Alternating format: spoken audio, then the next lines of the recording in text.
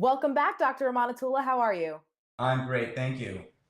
Okie doke. So, today we're going to talk a little bit about the phases of recovery. It's starting from immediately after a surgery up until about a year. So, in the very first phase, like right out of surgery up until I'm released to go home from the hospital, what can I expect fresh out of surgery? Yeah, so I think what you can expect is that you will have just had a surgery. The pain that you have been experiencing in the joint, whether in your knee or your hip, will be different. The pain in the groin or the pain in the knee should be gone. And most of the pain will be incisional in nature.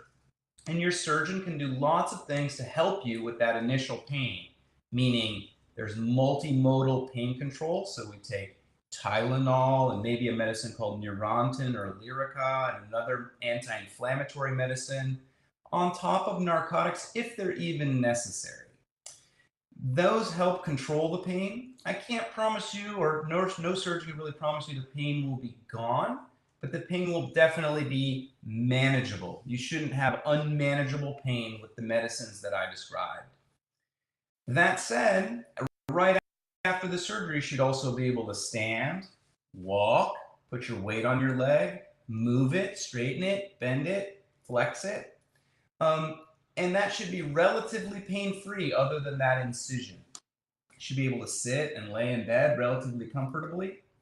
And day by day, for the first 2 weeks, that's what we call the first phase of recovery, your hip or knee will improve.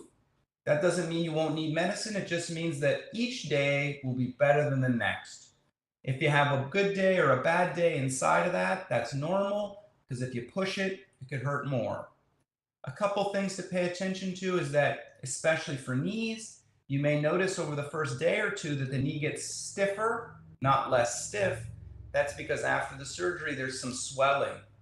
There's nothing to worry about this. The surgeon will have seen how much motion your knee got, and if your knee swells a little bit here or there, over time that swelling will abate and all the motion will come back. After that 2 weeks, what will it look like for about the first 3 months after that 2 week period you just described? Talk me through the next phase. Yeah, so for the next phase, it's pretty variable. Every patient recovers differently because even though we call them all hip and knee replacements, everyone has their own subtleties to how much exposure or what needs to be done to correct or replace their hip or knee.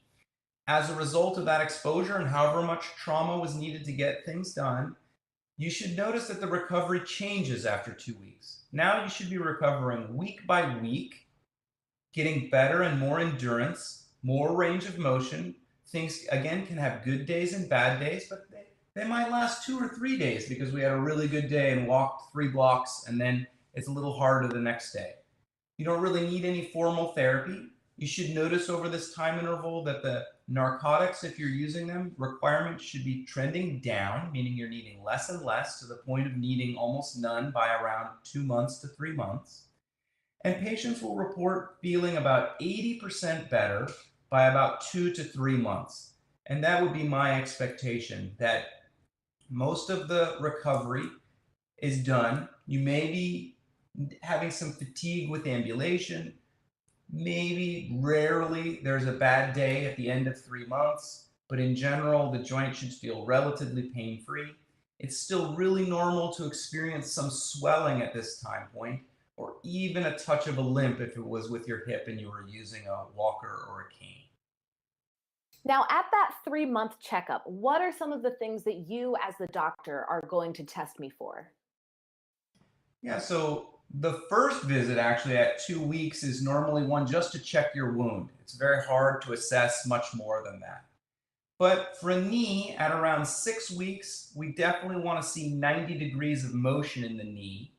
And for a hip, at around 3 months, we want to see that the patient's completely off of their gait aids, able to return to their activities, even strenuous activities if they have a relatively high stress job.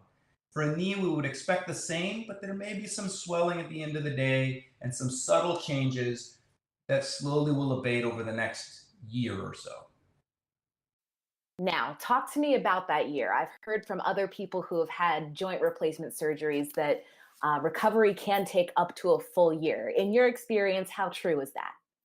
I think that's very true. I think that most patients are about, again, 80% better around the 3 month time point, but that there's plenty of improvement still to come. There's a subtle increase in range of motion that can occur.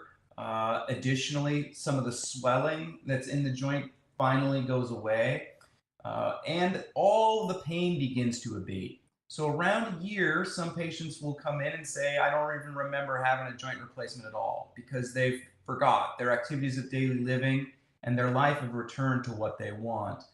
That is rare to see at 3 months. You can see it, but it really takes about a year, 9 months, a year, maybe even a year and 3 months for patients to get full recovery to the point where they really feel like they got all the benefits that they wanted out of a knee replacement or a hip replacement. And I think that's really independent of the surgery that you get. So the short term gains can really be dependent on your surgeon or the approach or lots of different things. But regardless, everyone kind of reaches the same plateau of improvement over the course of about 1 year once the joint replacement's been done.